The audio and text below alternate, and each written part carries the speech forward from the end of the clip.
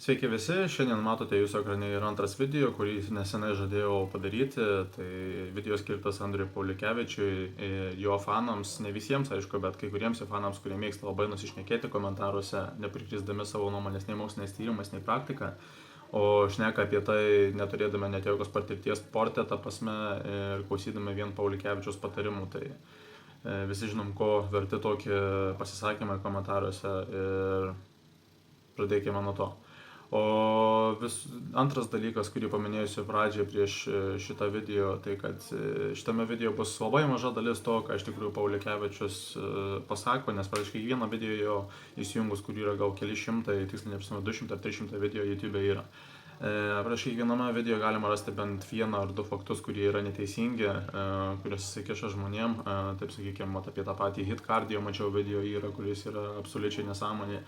Apie bulves tas pačias, tiesiog prie vieno video galima prisikabinti, bet šiandien paimsiu tokį, kaip sakykime, ilgiausius video ir didžiausias problemas, kurias matau jo patarimuose, o gal kitą kartą užkabinsime ir kitas temas. Ir dar vienas dalykas, ką noriu paminėti šitam video, kad šito video tikslas nėra, taip sakykime, parduoti kažkokį produktą savo, nėra bandymas įkišti mano nuomonės jums. Tai nėra bandymas, taip sakykime, pasipelnyti iš jūsų, tai nėra bandymas patraukti jūs į mano pusę. Šitas video yra mokomaisiais tikslais, video yra skirtas tam, kad žmonės, taip sakykime, susimastytų ir pradėtų galvoti prieš aklai, imdami patarimus iš tokių žmonių kaip Andrius Pauliukevičius, visiškai tuo nepasidomėję ir nesusiieškojo jokių kitų šaltinių, tik tai kaip vieno žmogaus nuomonė socialiniuose tinkluose, vien dėl to, kad jis yra žinomas Lietuvoje kultūrizmo atstovas. O video pradėkime nuo to, kad vienas iš mano pažįstamų atsiuntė man screenshotą iš Andriaus Pauliukevičiaus Facebooko paskyros, kur žmogų paklausus, kodėl, jeigu Andriaus manymu mums reikia tiek daug baltymų ir gyvulinės, tiksliau kilmės baltymų, būtent kodėl būtent stipriausi ir didžiausi gyvūnai mūsų planetoje yra žolėdžiai, į ką Andrius Pauliukevičius atsakė, cituoju: todėl, kad jų organizmai gali angliavandenius konvertuoti, versti baltymais, o žmogaus organizmas to negali. Knygas skaityti reikia. Tai pradėkime nuo to, Andriau, kad tau knygas irgi reikėtų pradėti skaityti ir jas skaityti nepaviršutiniškai, nes kaip žmogus, kuris baigęs veterinarijos mokslo srityje mokslus, galiu pasakyti, kad šitas komentaras yra visiškai idiotiškas. Pradėkime nuo to, kad tokio dalyko kaip konvertavimas angliavandenių į baltymus nėra. Tai yra tavo komentaras sulyginamas su taip vadinama alchemija, kur šviną galima jų manymų paversti į auksą. Gal šiuolaikinėse laboratorijose ir įmanoma, bet tai nėra tikras mokslas ir tai nėra visiškai pagrįsta jokiais faktais. Pradėkime nuo to, kad tai yra neįmanoma dėl vieno dalyko, kad angliavandeniai savo struktūroje neturi būtent azoto molekulės. O azotas, kaip žinome, yra viena pagrindinių sudedamų dalių aminų rūgštyse. O aminų rūgštys savo ruožtu yra, aišku, baltymo sudedamoji dalis. Tai kaip gali būti angliavandenis paverčiamas ar konvertuojamas, kaip tu sakai, į baltymus, jeigu jame nėra azoto? Antras dalykas, kurį verta paminėti, tai kad Pauliukevičius greičiausiai neskiria tokio dalyko kaip skirtingos grupės tų pačių augalėdžių gyvūnų. Tai yra taip vadinami atrojotojai, šiuo atveju. Greičiausiai jis turi omenyje atrojotojus. Aš tikiuosi, kad jis turi omenyje atrojotojus, nes kitu atveju tai jis iš viso nusišneka. Bet be atrojotojų yra taip vadinami algivorai, frugivorai, folivorai, palinovorai, pilna jų yra, granivorai, ta prasme. Visi šie gyvūnai yra irgi augalėdžiai, skiriasi tik tai, kokiu augalinės kilmės maistu jie maitinasi. Tai, pavyzdžiui, frugivorai maitinasi, kaip mano manymu, ta prasme, žmonės yra frugivorai. Tai maitinasi pagrindę vaisiais, daržovėmis, šakniavaisiais, riešutais, retkarčiais, ten keli procentai sudaro mitybos vabzdžiai. Tai, pavyzdžiui, gorilų dietoje arba orangutangų dietoje, kurie yra būtent frugivorai. Ir jie artimiausia praktiškai mums ir yra iš prigimties, iš anatomijos, iš fiziologijos. Yra tokie, pavyzdžiui, folivorai, tai folivorai yra būtent koalos, kurios maitinasi vien medžių lapais, tai yra eukalipto lapais. Atrojotojai maitinasi celiuliozės turinčiais augalais, tai yra žole, ir juos lyginti tarpusavyje yra ganėtinai nesąmoninga, nes prie tų pačių augalėdžių, tų vadinamų herbivorų, galima priskirti ir būtent bites, kurios yra polinovorai. Tai lyginti bites, gorilas arba orangutangus ir, sakykime, karves, tai, manau, yra mažiausiai kvaila, nes jie yra visi augalėdžiai, bet jie gerokai skiriasi savo fiziologiją ir anatomiją. Bet pradėkime nuo to, kad būtent tavo paminėtas vertimas ir taip toliau net atrajotojų organizme veikia kitokio principų, nei tu turbūt manai. Paprasčiausiai jų organizme, jų skrandyje yra mikroorganizmai, taip sakykime, bakterijos, kurios išskiria fermentą celiuliozę, kuri būtent skaido polisacharitą celiuliozę, kuri yra pagrindinė sudedamoji dalis tuose augaluose, kurie auga ant, taip sakykime, žemės, tai žolėse. Ir būtent šio fermento pagalba celiuliozė yra skaidoma į, taip sakykime, kitas medžiagas, iš kurių tie mikrobai pasisavinę jų dalį ir prisijungia azoto molekulės, gamina aminorūgštis. Ir iš šių aminorūgščių gaunami baltymai, kurie sudaro tuos mikroorganizmus. Ir tuos mikroorganizmus būtent atrajotojų organizmas dalinai suvirškina, ne dalinai, o dalį jų suvirškina kaip biomasę ir iš ten gauna nemažą dalį baltymų. Ir pačiuose augaluose, ta prasme, taip žolė irgi yra dalis baltymų, kuriuos irgi gali pasisavinti, bet lyginti, kaip sakiau, atrajotojus ir, taip sakykime, frugivorus kaip beždžionės, tai yra ganėtinai kvailas dalykas.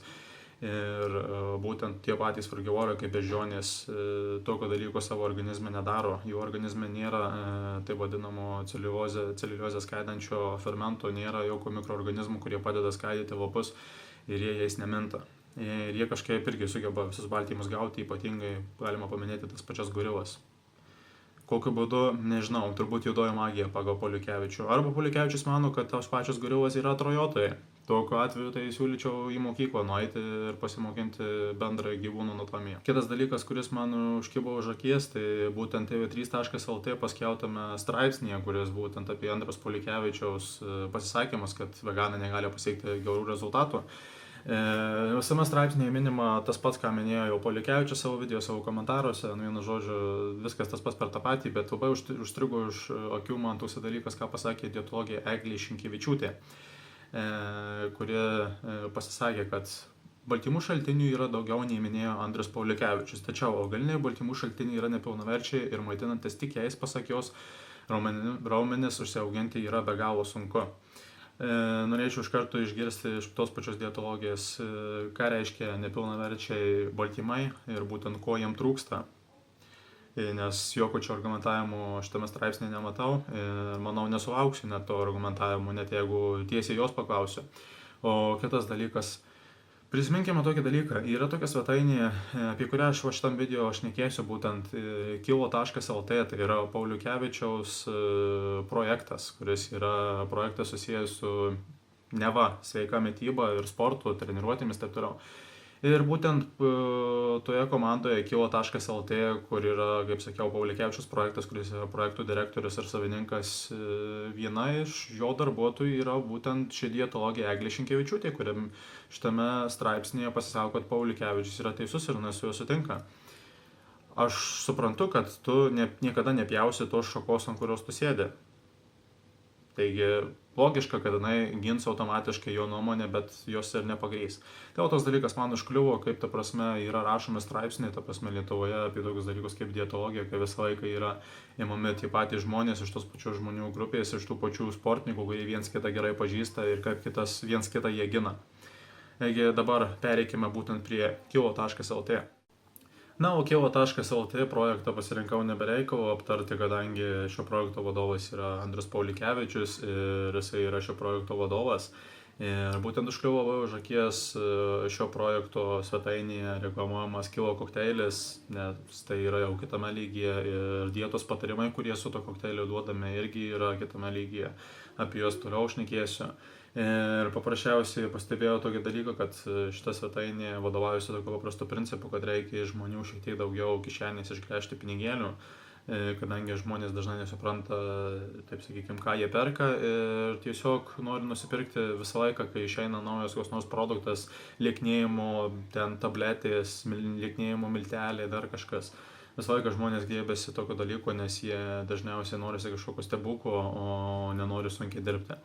Taigi, žiūrim. Pažiūrėjęs į maistinę kilo kokteilio vertę, nematyti nieko kaip ir per daug išskirtinio, tiesiog paprastas vitaminų ir mineralų kompleksas. Tai žinoma, tas maistinės medžiagas galima gauti valgant daržoves ar vaisius, tuo pačiu ir nuslopinant alkį, jeigu laikaisi dietos, bet kam gali kilti toks, ta prasme, noras valgyti kažkokias daržoves ar vaisius, jeigu galima tiesiog kokteilį kažkokį stebuklingą išgerti, kuris dar padeda svorį mesti. Tai žinoma, tokiu atveju aš to nesiūlyčiau tikrai jokių kokteilių ir tikrai tiesiog pasiūlyčiau žmonėms pakelti aktyvumo lygį visų pirma, o kitas dalykas pasiūlyčiau jiems daugiau suvartoti vaisių ir daržovių. Na, o Kivo svetainėje mums siūlome 2 planai su šiuo stebuklingu kokteiliu, kurių vienas yra pavadinimo vakarienė, kuriame mums siūloma kartu su kokteiliu sudėjus 1200 kalorijų dienoje dietą, o kitoje siūloma 900 kalorijų per dieną, dieta kartu su kokteiliu sudėjus. Tai iš tikrųjų labai geri skaičiai laikantis dietos, 900 kalorijų ir 1200, tai čia ypatingai tinka vyrams. Dar vienas labai gerai pagarsėjęs panašios dietos atvejis, tai buvo Aušvico ir Treblinkos koncentracijos stovyklos. Jose irgi labai gerus rezultatus pasiekdavo žmonės, tiesiog savaičių bėgyje numesdavo po 10-20 kg. Na, o jeigu rimtai ir nejuokaujant apie tokius dalykus kaip koncentracijos stovyklos, tai aš galiu jūsų paklausyti tik vieno. Kaip gali normaliam treneriui ar dietologui kilti idėją reklamuoti tokį dalyką kaip 1200 ar 900 kalorijų dietą per dieną? Ta prasme, koks normalus treneris gali rizikuoti jūsų sveikata, ta prasme, ir jūsų organizmo veikla, statant jūs ir dar svarbiausia ilgalaikiam dietom, nes svetainėje parašyta ten 2-3 savaičių bėgyje ir reikia dar sumažinti kalorijas, jeigu rezultatai nematome. Tai jūsų tas kokteilis veikia paprastų principą, paprasčiausiai jūs sumažinate tiek kalorijas vartu su tuo kokteiliu, kad numesti svorį galima valgant absoliučiai bet ką, ta prasme. Jūs nesvarbu, jūs galite 900 kalorijų gauti iš aliejaus, ta prasme, gerdami aliejų ir jūs vis tiek numesite svorį. O apie tokius dalykus kaip sveikatingumas iš to jūs nepaminėte, ta prasme, kokias gali rizikas turėti būtent šitokių kokteilių, šitokių dietų laikymasi. Na, pradėkime nuo to, kad paprasčiausiai esant tokiom žemom kalorijom, pas žmogų organizme išsiskiria hormonas kortizolis. Būtent išsiskiriant kortizoliui, šiam hormonui, kuris veikia esant dideliai stresiniai situacijai, sutrinka žmogaus, taip sakykime, blaivus mąstymas, sutrinka žmogaus gebėjimas priimti tam tikrus sprendimus, sutrinka žmogaus atmintis, sutrinka kaulų ir žaizdų regeneracija, o sutrikus kaulų regeneracija gali įsivystyti osteoporozė, jau yra įrodyta būtent dėl kortizolio išsiskyrimo.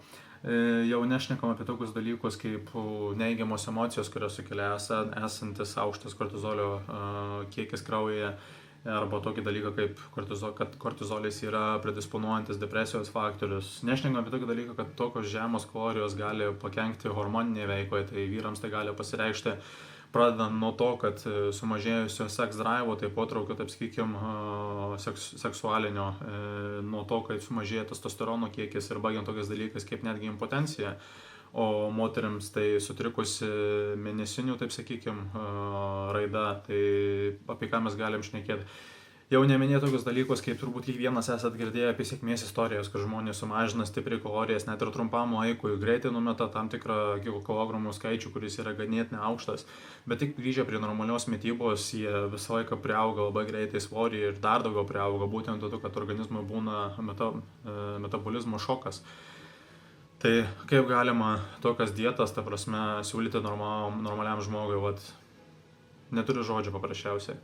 Ir štai dabar pavyzdyje netyrimas, kuris buvo atliktas tik tai moteriams, kurių kalorijos buvo sumažintos iki 1200 kalorijų, ir tai paminėtina, kad jis buvo skirtas moteriams, ne vyrams, o vyrams, kaip žinome, kalorijos yra gerus 400-500 kalorijų aukščiau nei pas moteris. Joms vis tiek išsiskyrė ganėtinai daugiau kortizolio nei įprastai ir buvo pastebėti neigiami efektai jų sveikatai. Visą tyrimą galite paskaityti suradę aprašyme, ta prasme, linkus, ir visos nuorodos į absoliučiai visus tyrimus, kurie bus šiame video, galite rasti būtent video aprašyme. Taigi siūlau su tokiais kokteiliais ir visokiam tokiam nesąmonė, ypatingai kai kalorijos yra tiek sužemintos, ta prasme, nežaisti, o tiesiog jeigu norit numesti svorio, kažkiek pakelti savo aktyvumo lygį, pradėti valgyti daugiau vaisių ir daržovių, o ne ieškoti kažkokios stebuklingos piliulės ir ypatingai iš tokio fitneso gurų, kurie tik nori jums pasiūlyti produktą, kurį jie pagamina už centus, o patys iš to ganėtinai neblogai pasipelno. Na, dabar pereikim prie Pauliukevičiaus video, kuris vadinasi Kaip auga raumenys mityba. Tai yra vienas jo tokių video, kurį neseniai buvau užmatęs Facebook'e, bet dabar negaliu pažiūrėti Facebook'e, kadangi jis mane užblokavo, bet radau visgi YouTube'e tą patį video. Tuo atveju, jeigu valgote per mažai ir surenkate per mažai kalorijų iš maisto, net jeigu labai intensyviai treniruojatės, jokio augimo negalite tikėtis. Na ir iš pačios pradžios video matosi, kad bus nemažai taip vadinamų perliukų iš Pauliukevičiaus. Vienas iš jų yra būtent tas, kad jisai minė, kad nesant kalorijų pertekliuje neįmanoma užauginti raumeninę masę. Ir tai yra senai jau paneigta tyrimais, iš tikrųjų galima nemažai raumeninės masės priaugti, jeigu esat pradedantysis sportininkas arba esat žmogus, kuris turi viršsvorio, net ir mesdami svorį, ta prasme, net ir būdami kalorijų deficite. Tai čia irgi sąlyga yra tas, priklauso nuo to, kokiam lygyje jūs esate. Taip, žmogus, kuris yra jau pažengęs sporte arba žmogus, kuris yra iš prigimties labai liesas, ta prasme, mažo riebalinės kūno masės, taip, jam užauginti raumeninę masę esant kalorijų deficite praktiškai neįmanoma, bet vėlgi Pauliukevičius šitame video mini būtent visus, kad tai yra absoliučiai neįmanoma, ta prasme, padaryti. Ir dažnai po to žmonės tokio video pažiūrėję daro klaidą, būtent tie žmonės, kurie yra turintys, taip sakykime, viršsvorio, jie pradeda daryti labai daug kardio, bet visai nesusitelkia ties treniruotėmis su svorės arba POM treniruotėmis, kur yra daugiau naudojamos raumeninės jėgos, taip sakykime. Ir baigėsi tuo, kad numeta jie savo riebalinę visą masę ir gaunasi tokia pusiau beformė, sakykime, nesižeidė būtybė, pas kurią paprasčiausiai nėra tonuso, nes visgi oda būna išsitempus dėl riebalinio audinio padidėjimo ir jei sugrįžus oda į vietą, jinai negali normaliai laikytis ties atitinkama vieta, nes jos yra padidėjęs kiekis, nes ir šito pačio nėra raumeninės masės, kuri galėtų tą formą palaikyti. Ir žmonės, kurie turi viršsvorį, iš karto jums galiu pasakyti, gali drąsiai daryti kardio ir tuo pačiu mesti svorį ir tuo pačiu daryti treniruotę su svoriais. Ir kai numesit svorį, jūs tikrai būsit priaugę nemažai raumeninės masės, jeigu jūsų treniruotės bus atitinkamos. Ir neklausykite, jeigu jums sako, kad neįmanoma tuo pačiu metu numesti svorį ir tuo pačiu metu užauginti raumeninės masės. Reikia valgyti daug daržovių dėl to, kad kuo daugiau mėsos valgote ir kuo daugiau baltymų valgote, tuo daugiau reikia daržovių valgyti tam, kad Vau, Pauliukevičiau, tu jeigu nori irgi gali kažką žinoti, pasirodo jisai žino, kad daržovės ir jose esančios skaidulos padeda virškinimui ir virškinimo trakto išvalymui. Pagirtina. Gamtoje yra keturi natūralūs jų šaltiniai. Tai yra pirmoje vietoje kiaušiniai, kadangi kiaušiniai yra pats geriausias, turiuomenį pilną kiaušinį, pats geriausias gamtoje esantis natūralus baltymo šaltinis, kuris turi aukščiausią pasisavinimo koeficientą, kuris santykinėse tose lentelėse prilyginamas 100, tada yra mėsa, turiuomenį liesą mėsą, žuvis gali būti riebesnė, pieno produktai ir, man atrodo, operatorius viską įvardinau. Dabar pasidarė įdomu, ar Pauliukevičiui taip prastai su vaizduotė ir žiniomis, kad jisai žino tik tai 4 baltymų šaltinius gamtoje, ar jisai tiesiog nori praignoruoti tą faktorių, kad yra dar toks dalykas kaip baltymai iš augalinės kilmės produktų. Ir toliau eina vėl tas pasakojimas, susipamastymai apie augalinės kilmės baltymus, apie jų įsisavinimą, kuo jie skiriasi nuo gyvulinės kilmės baltymų, kad jie yra prastesni, kad jie yra nepilnaverčiai ir taip toliau. Niekad nepateikiant jokių mokslinių duomenų ir jokių pavyzdžių iš tos pačios praktikos. Pradėkime nuo to, kad baltymas, kuris gaunamas su maisto medžiagomis, tai yra su mityba, kaip žmogui, turi atlikti vieną funkciją. Jame turi būti visos 9 nepakeičiamos aminų rūgštys. Ir kaip žinoma, visos nepakeičiamos aminų rūgštys yra randamos bet kuriame augalinės kilmės produkte. Galite pasižiūrėti bet kurioje svetainėje, kuri moksliniais tyrimais yra ištyrusi sudėtį biologinę bet kurio produkto augalinės kilmės. Kaip pavyzdį dabar ant ekrano pateiksiu arbūzą ir agurką. Pačius paprasčiausius, ta prasme, produktus, kurie pagrinde sudaryti iš vandens, kad kuo labiau kritiškas būtų atvejis, kad būtų, taip sakykim, kaip man minusas, kad man būtų sudėtingiau įrodyti jų aminų rūgščių profilį.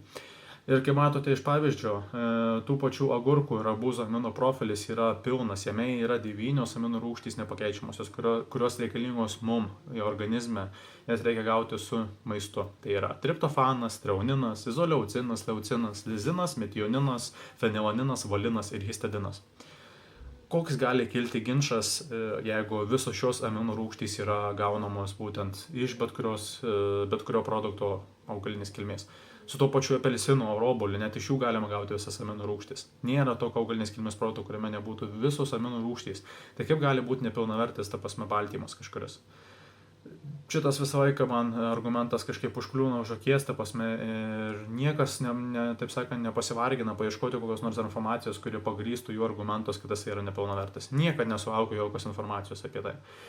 Ir pradėkime, galima paminėti dar vieną dalyką. Galima paminėti tokį dalyką kaip aminų rūgštis, kurios negalima gauti iš augalinės kilmės šaltinių.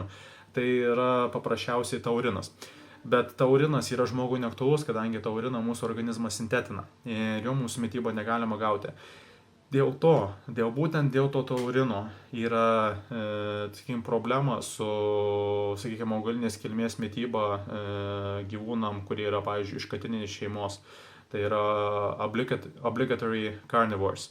Tai yra privalomieji mėsėdžiai, kaip bet kuris felainas, tai yra tigrai, katės, naminės, liūtai, bet kas iš jų šeimos. Jų organizmas nesintetina taurino, bet atsiprašau, mes ne katės ir mes ne felainų, ta prasme, šeimos atstovai. Taigi prašome nekišti čia amino profilių niekada į šitus ginčus, ta prasme, nes visą laiką augalinis baltymas visur, kur tik pažiūrėsit, koks jisai bebūtų, jisai visą laiką bus pilnas, visą laiką bus visavertis. Daugiau nėra apie ką ginčytis, nes tai yra mokslinis faktas. Neva štai yra keletas veganų, kurie valgo tik tai augalinės kilmės maistą ir jie labai gerai atrodo ir taip pat yra raumeningi ir aš su to nesiginčiu, taip jų yra, bet iš esmės tai yra genetiškai labai smarkiai apdovanoti ir išskirtiniai žmonės ir aš pats toks nesu, turiu pripažinti, dėl to, kad aš... Vėl, eilinį sykį yra minimas tas dalykas genetika, viskas nurašoma ant genetikos, tik tai vienetai gali, ta prasme, pasiekti rezultatų, veganišką mitybą gerų ir taip toliau. Ir pasakyti tik tiek. Jeigu metama viskas ant genetikos, tai galima bet kurį argumentą visą laiką nuginčyti. Bet esmė tame, kad genetika šiuo atžvilgiu, kiek jūs galite priauti raumeninės masės, turi reikšmę tik tai, taip sakykime, jam, kiek jisai maksimaliai gali pasiekti, nesvarbu kokią mitybą. Yra žmonių, kurie tiesiog turi tokią genetiką, nesvarbu ką jie valgys, ar gyvulinės, ar augalinės kilmės produktus. Dėl jų prasto aminorūgščių įsisavinimo, dėl dar tam tikrų priežasčių, jų organizmas niekada nesugebės priauginti daug raumeninės masės, nebent pradėti vartoti vitaminą S. Ir tai nesvarbu kokios kilmės tai bus baltymas. Tai nėra susijęs su veganizmu, tai nėra susijęs su visa valgystė ir taip toliau. Čia yra visai kita tema. Taip pat nesate taip smarkiai genetiškai apdovanoti, kad galėtumėte valgyti žolę ar kaip karvė arba kaip arklys žolę konvertuoti į baltymą. Žmogaus organizmas žolės į baltymą nekonvertuoja. Na jau kaip ir minėjau, vėl eilinį sykį kitas argumentas apie žolės valgymą ir taip toliau.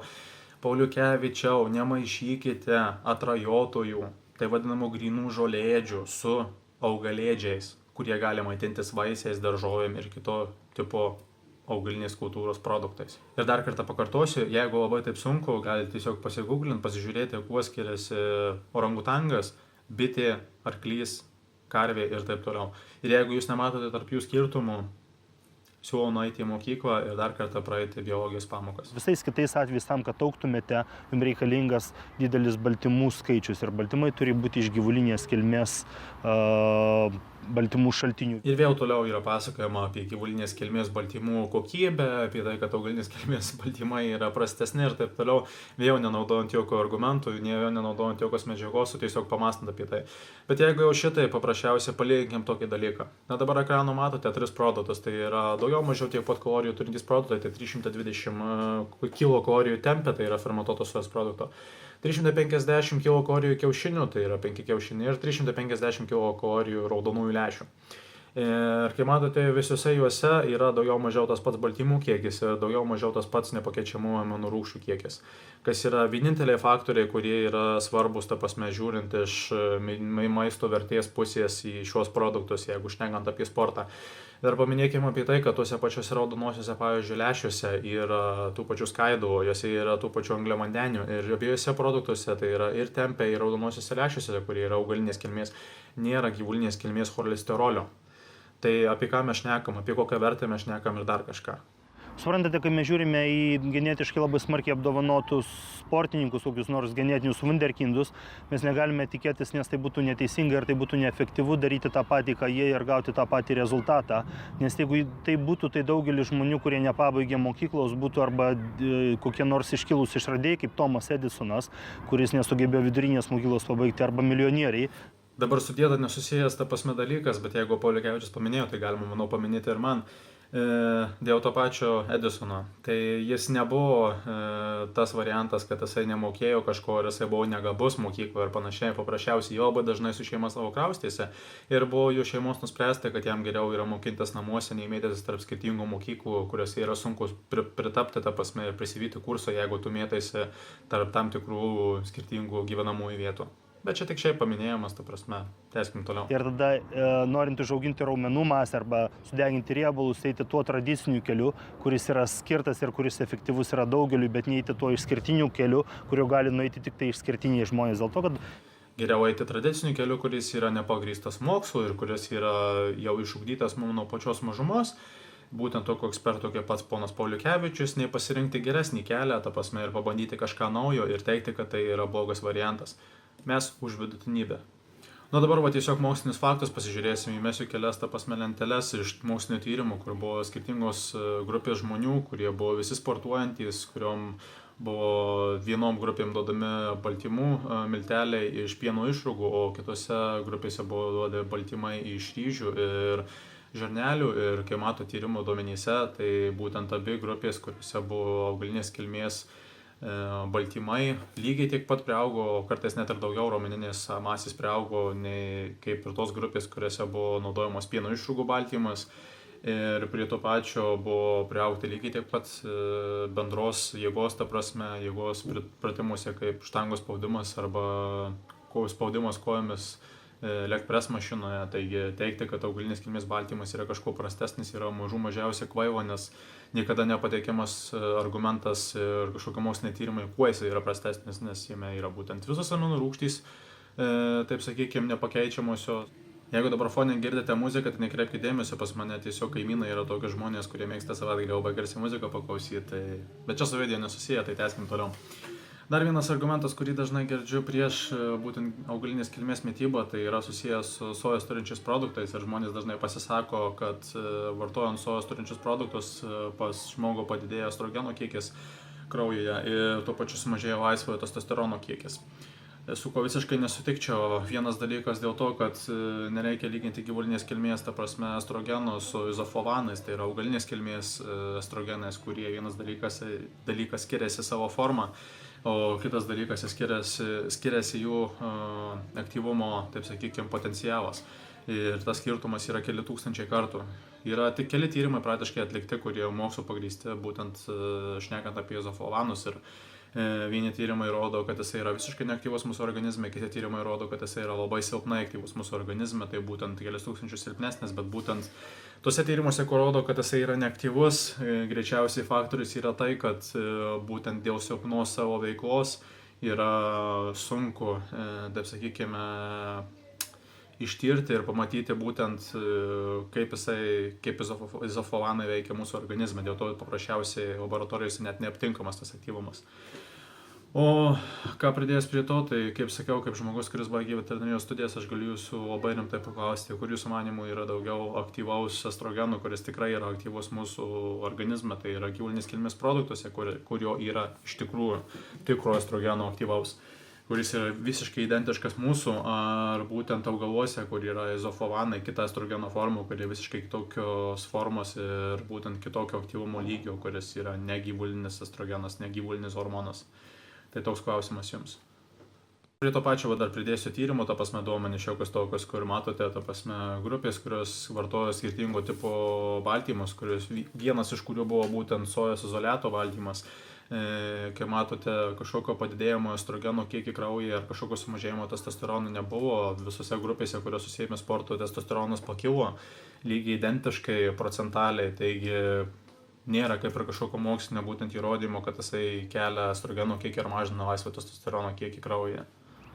Jeigu jūs sverite 100 kg ir jums reikia, sakykime, suvalgyti 200 arba 300 gramų baltymų per dieną, galbūt kai kuriais atvejais laikantis griežtos dietos 400 gramų baltymų.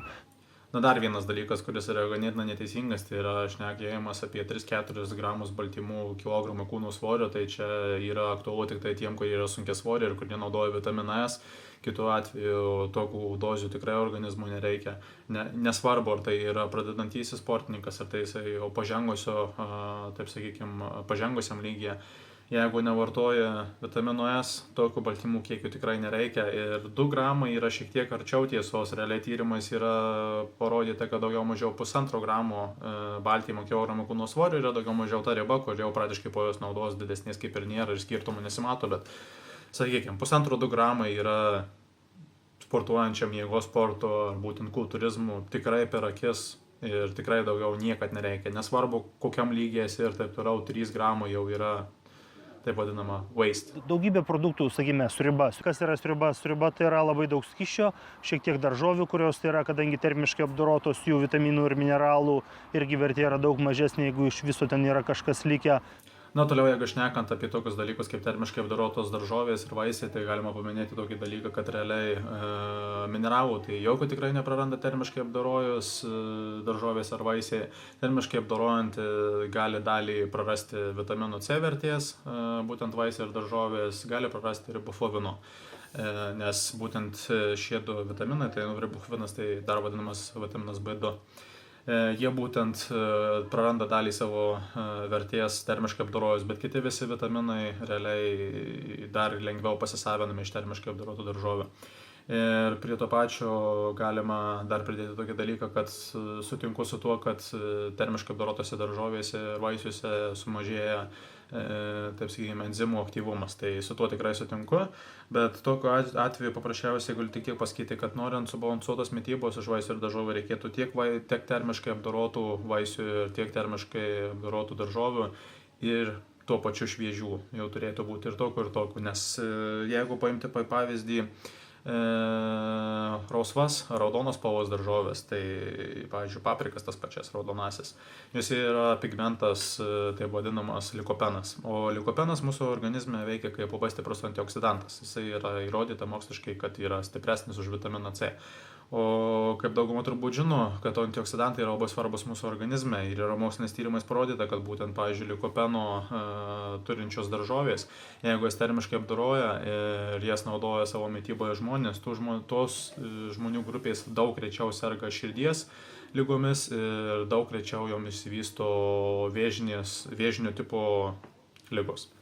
Taigi, jeigu valgote jau tokią mitybą, tai reikėtų vartoti tiek termiškai apdorotas, tiek termiškai neapdorotas daržovės. Būtent termiškai neapdorotas pagrindinė reikėtų dėl vitamino C, bet manau, dėl to sukti per daug galvos nereikėtų, nes vitaminas C yra kaip ir didžiausias kiekis randamas vitaminas augalinės kilmės produktuose ir būtent vaisiuose ir daržovėse. Taigi, valgykite ir tą, bet sakyti, kad praranda visą savo vertę, taip sakykime, maistinę, tai čia irgi nesąmonė. Dar pamiršau paminėti morkose, šparagose ir panašiuose daržovėse randamus karotinoidus, kurie irgi geriau įsisavina, jeigu daržovės yra termiškai apdorotos.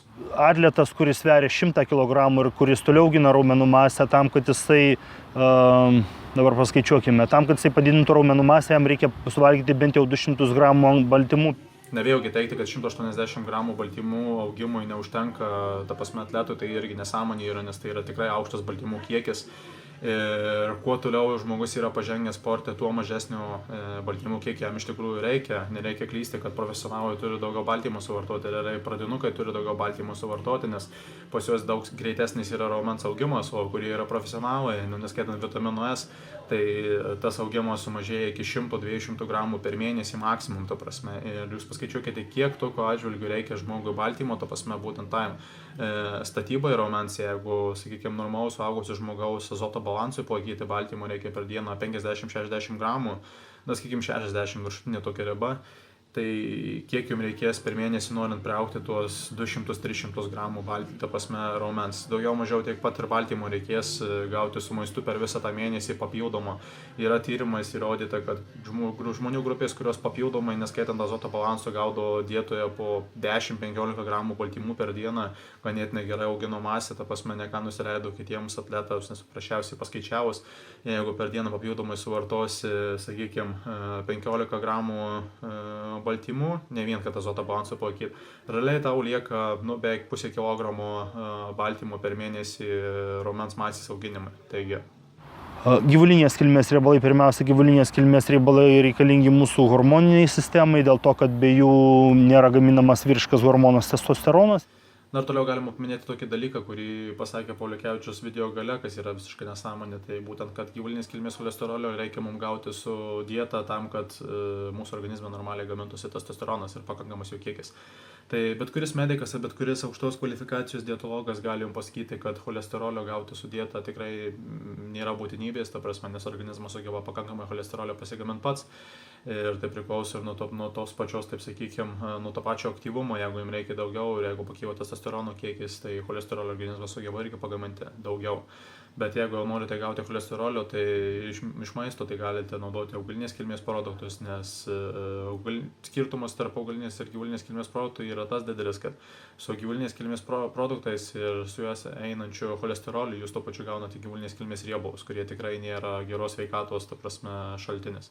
Na ir kaip video gavo ir kaip tokiam apibendrinimui pasakysiu, kad paprasčiausiai šitas video buvo darytas edukaciniais tikslais ir kad žmonės galėtų šiek tiek susižinoti informacijos iš kitos pusės, ne tiesiog iš vieno žmogaus kažkokios nuomonės, kurią jisai visiems siūlo kaip faktus, be jokių mokslinių tyrimų ir taip toliau, o jūs patys galite pasiskaitę informaciją mano video aprašymą, ta prasme, ten yra nuorodos į visus tyrimus, ta prasme, juos pasiskaitysit, padarysit išvadas arba paieškosit papildomai, ta prasme, tyrimų, kurie bus daugiau mažiau susiję su tom pačiom temomis ir gal jie nesutiks su mano nuomonė, ta prasme, ir su mano išvadomis, ta prasme. Ir jeigu jūs tik tai rasit kažką tokio, tai prašom, darykit man video, rašykit man komentarą, ta prasme. O aš tik tai kaip mokytojas, taip sakykime, aš jums duodu informaciją, o kaip jūs ją panaudosit, tai yra jau jūsų pačių reikalas. Taigi linkiu visiems sėkmės ir siūlau niekam niekada nesiklausyti vieno žmogaus ir rimti jo visos informacijos, ypač jeigu jisai kažką pardavinėja, kaip programas mitybos ar kažkokios papildus. Nepriimti jo niekada informacijos už grynus pinigus, nes ten yra jau to žmogaus interesas. Iki.